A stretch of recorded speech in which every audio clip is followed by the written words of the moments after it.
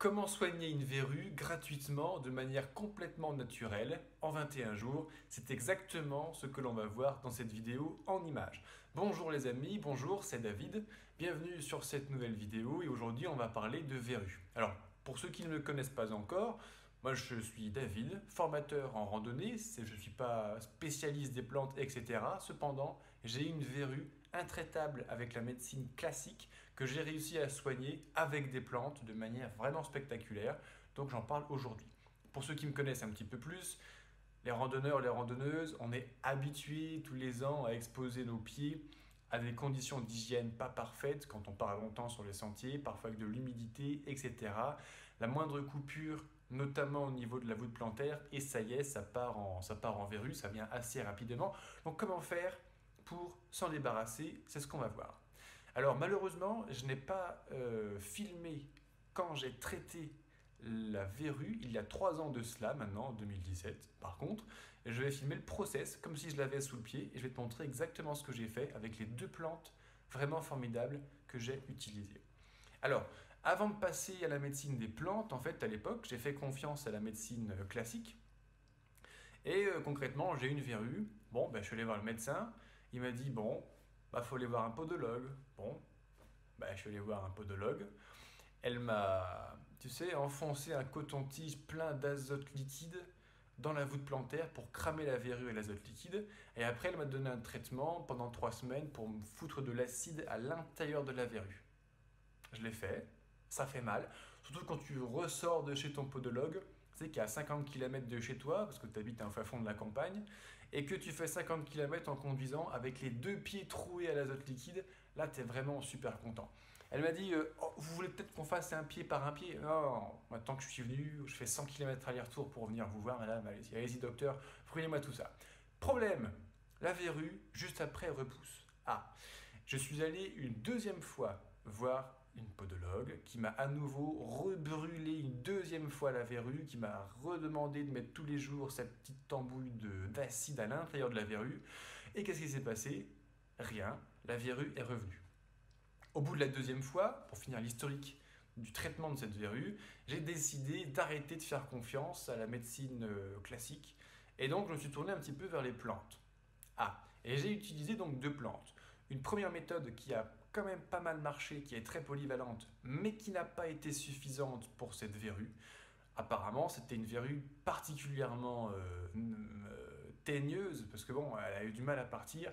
Et j'ai essayé une deuxième plante, la plante à verrue, qui elle l'a tuée, mais instantanément, c'est un truc de ouf. Première plante que j'ai utilisée, on va voir maintenant en image comment je l'ai fait, traitement sur mon pied, c'est l'ail.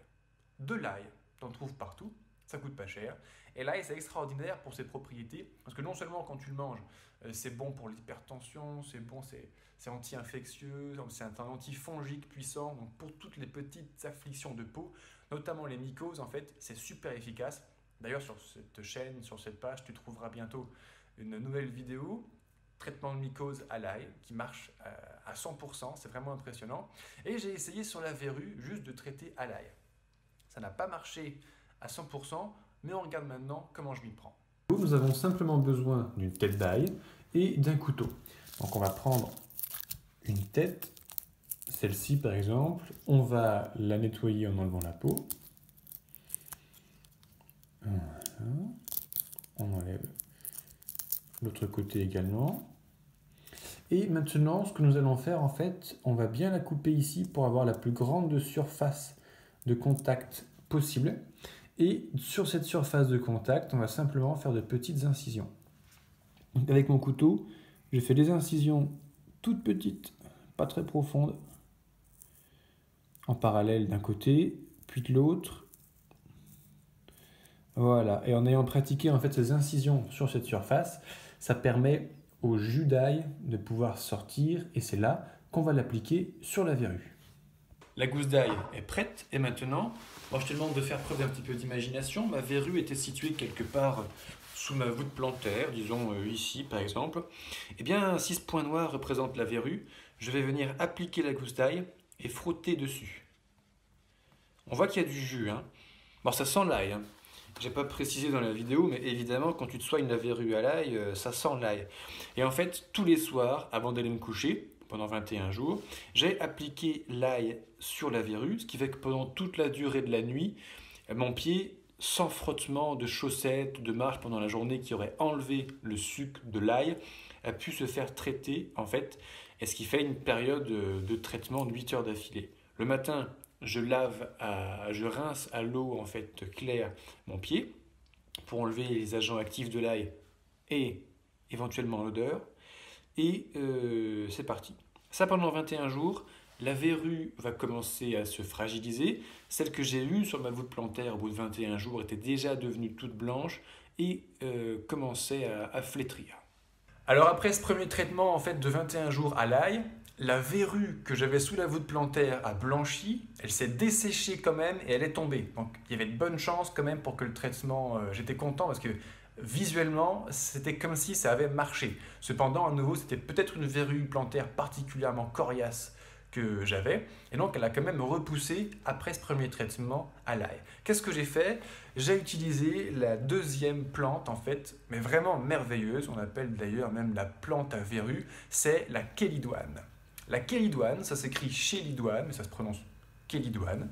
C'est une petite fleur qui pousse partout, dans la caillasse, au bord des chemins, dans les trous de bitume, sur les trottoirs. Ça pousse au printemps, en avril, elle fait des jolies petites fleurs jaunes et il suffit en fait de cueillir de la chélidoine et d'en verser une goutte à l'intérieur de la verrue et ça a suffi à tuer ma verrue. Alors je reprends le process.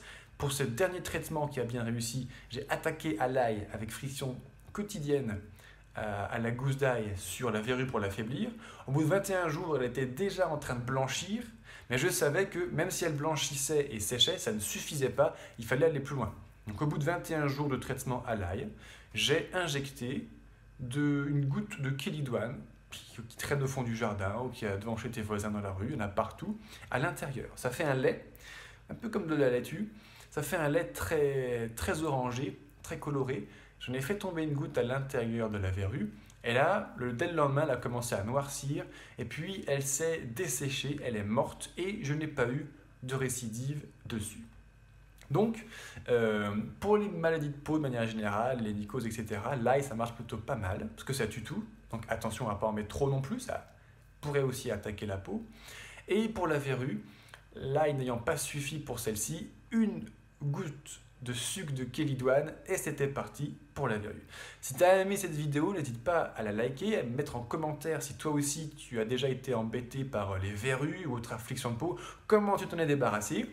Et ma foi, si à l'occasion, malheureusement pour toi, tu as une verrue, tu saches que la nature est vraiment merveilleuse et généreuse. Elle a créé des plantes fantastiques qui peuvent la tuer très facilement.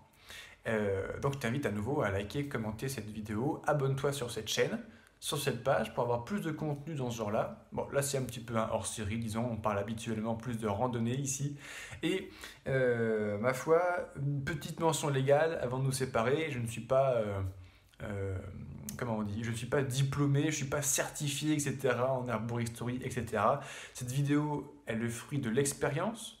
Donc j'ai vu de mes propres yeux ma verrue que la médecine traditionnelle, non, la médecine moderne avec son azote liquide et ses acides n'ont pas réussi à tuer. La chélidoine couplée à l'ail l'a tué en 21 jours de manière irréversible. C'est absolument extraordinaire. Donc c'est le fruit de l'expérience, cette vidéo. Attention cependant à ne pas faire n'importe quoi. Il ne faut pas non plus tomber dans oui, les plantes c'est extraordinaire, ça sauve, etc. Ne consomme pas trop de chélidoine en trop forte dose, elle est toxique. Par contre, juste une goutte dans la verrue quand tu en as une, ça te permet de t'en guérir. Voilà, je te remercie d'avoir regardé cette vidéo jusqu'au bout. Si tu as une question, n'hésite pas à la poser en commentaire, j'y répondrai avec plaisir de mon petit point de vue et de ma petite expérience. Et je te dis à très bientôt sur une prochaine vidéo. Salut!